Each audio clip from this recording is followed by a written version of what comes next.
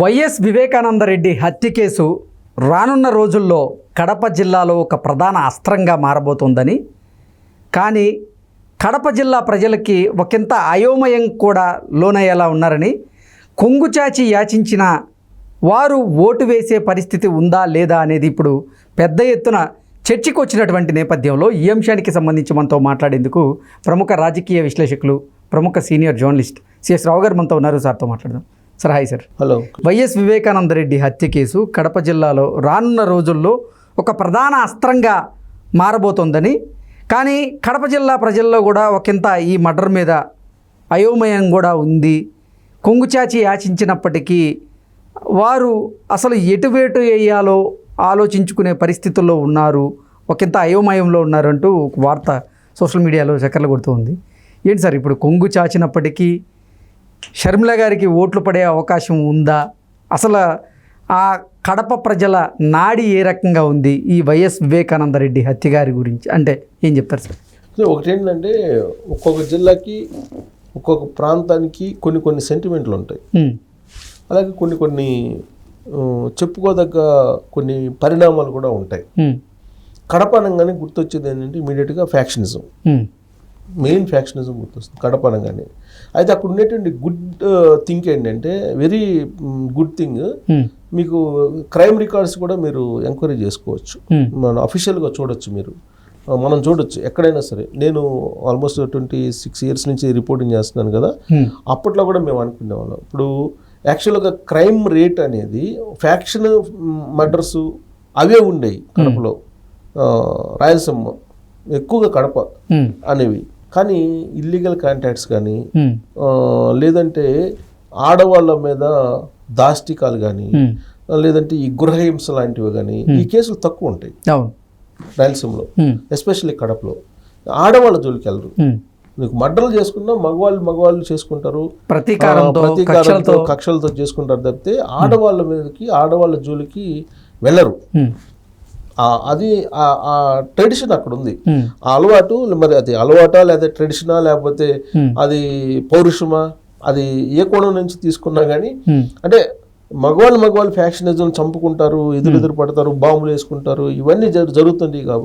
కానీ మహిళలను మాత్రం అగౌరవపరిచేటువంటి సాంప్రదాయం కానీ అగౌరవపరిచేటువంటి పరిస్థితులు కానీ అక్కడ ఉండవు అనేది అక్కడ ఉండేటువంటి నా ఫ్రెండ్స్ కూడా ఉన్నారు కడప జిల్లాలో. నా రూమ్మేట్స్ ఉండేవాళ్ళు నేను చదువుకునేటప్పుడు. నా రూమ్మేట్స్ కడప జిల్లాలో 3 ఉండేవాళ్ళు, నేను ఒక 4 ఉండేవాళ్ళు రూమ్లో, 3 కడప జిల్లా వాళ్ళు ఉండేవాళ్ళు. సో వాళ్ళు చెప్తున్న దాని ప్రకారం వాళ్ళు కూడా అప్పుడప్పుడు మాట్లాడుకునేవాళ్ళు. బట్ ఎక్కడ నీకు మహిళలను అగౌరవపరిచేటువంటి సంఘటనలు తక్కువ ఉంటాయి. అంటే అసలు ఉండవని కాదు కానీ తక్కువ ఉంటాయి. అందుకే క్రైమ్ రికార్డ్స్ మనం ఎంకరేజ్ చేసుకోవచ్చు.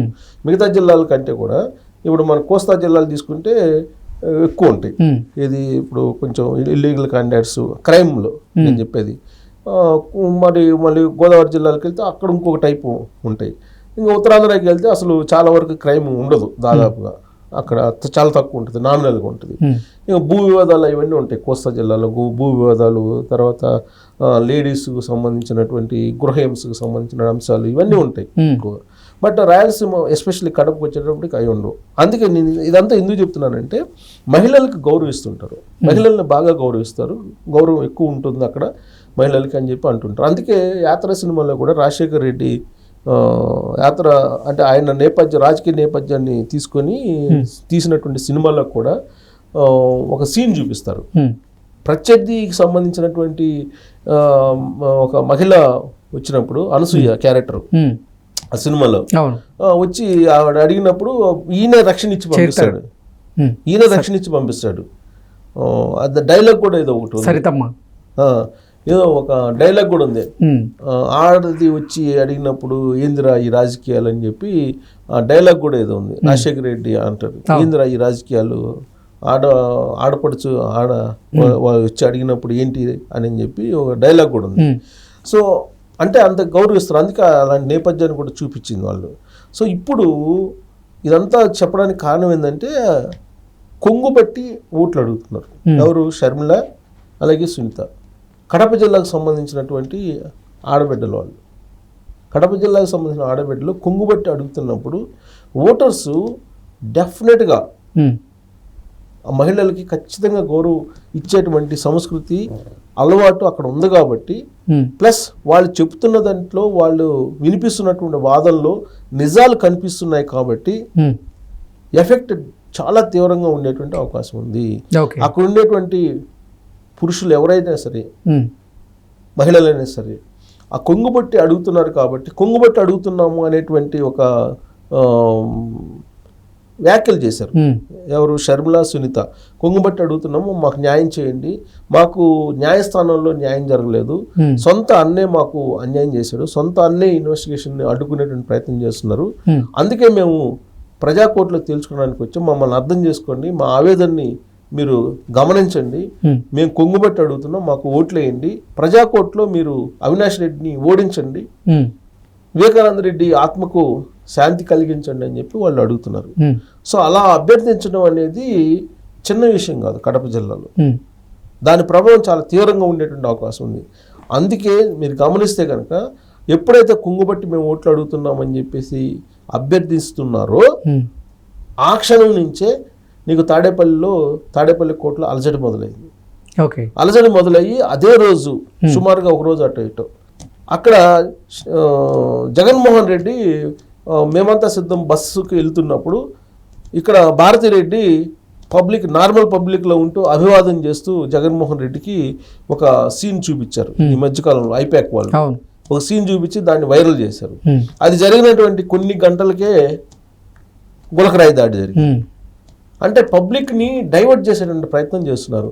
ఇప్పుడు వివేకానంద రెడ్డికి సంబంధించిన మర్డర్ కేసు మొత్తం రాష్ట్ర వ్యాప్తంగా చర్చ జరుగుతుంది. ఎస్పెషల్లీ రాయలసీమలో ఎక్కువగా ప్రభావం ఉంటుంది, కడపలో ఇంకా ఎక్కువ ప్రభావం ఉంటుంది.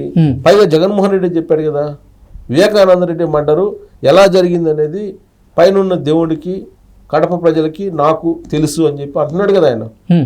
సో కడప ప్రజలకు బాగా తెలుసు ఏం జరిగింది అనేది. వాళ్ళు కూడా చెప్తున్నది, షర్మిల, సునీతారెడ్డి కూడా చెప్తున్నది, కడప ప్రజలకు బాగా తెలుసు ఎవరు చంపారు, ఎందుకు చంపారు, ఎవరు చంపించారు, చంపించినటువంటి వాళ్ళని ఎవరు కాపాడుతున్నారు, పక్కన పెట్టుకొని ఓట్లు అడుగుతున్నారు, అవినాష్ రెడ్డిని చంపించాడు, అవినాష్ రెడ్డి చంపించాడు అని చెప్పి వీళ్ళు చెప్తున్నారు.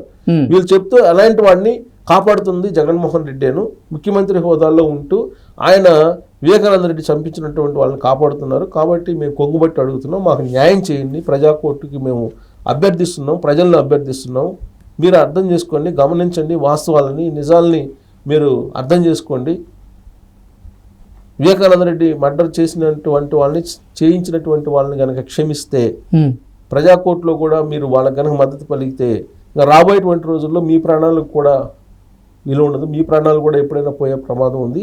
కాబట్టి దీన్ని ఇంతటితోటి మనం ఆపేయాలి, మరోసారి వివేకానంద రెడ్డి మర్డర్ లాంటిది పునరావృతం కాకూడదు అని అంటే జగన్మోహన్ రెడ్డిని గద్దెదించాలి అని చెప్పి వాళ్ళు ఇద్దరు కొంగుబట్టి అడుగుతున్నారు.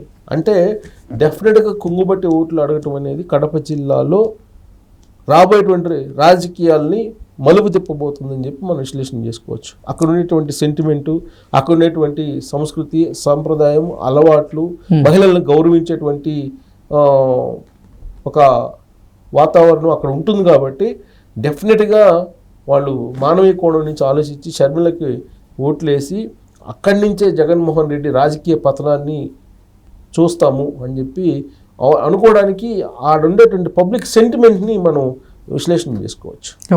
Okay sir, thank you.